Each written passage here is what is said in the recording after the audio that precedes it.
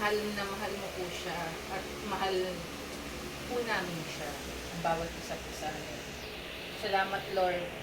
From 1949 to ngayon, 2024, Lord, kasama ka po niya lagi.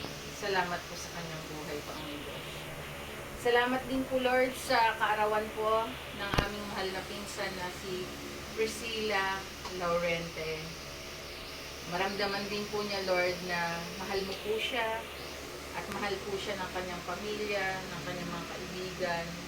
Kami na mga pinsan niya, mga pamangkin, mga kamag-anak, Lord.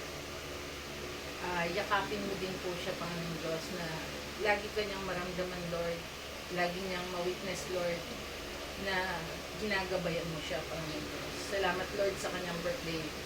31 years, Panginoon Diyos, and more, Panginoon Diyos, na ipagkakalob mo po sa kanya, Lord.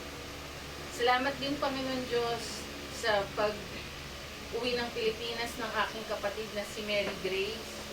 Kasama po ang kanyang anak na si Kelly, Panginoon Diyos. We welcome them, Panginoon Diyos. Dati, pictures lang, hawak lang, video call lang. Pero ngayon, Lord, totoo na, nakasama namin sila. Maramdaman din nila, Lord, na mahal namin sila, na miss namin sila. Gusto rin namin mag-reach out, Panginoon Diyos, sa kanila. At sa bawat isa, Lord, na nandito, maraming salamat sa gift of life, Panginoon Diyos, na binigay mo sa bawat isa sa amin. Thank you, Lord, sa pagmamahal mo.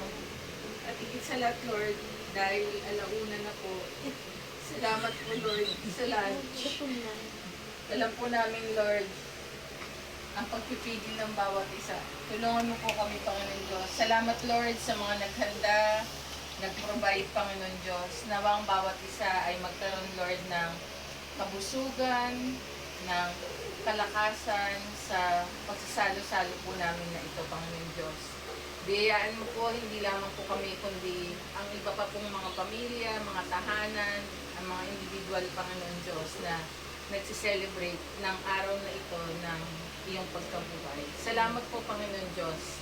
Ito po ang aming dalangin sa pangalan ni Jesus. Amen.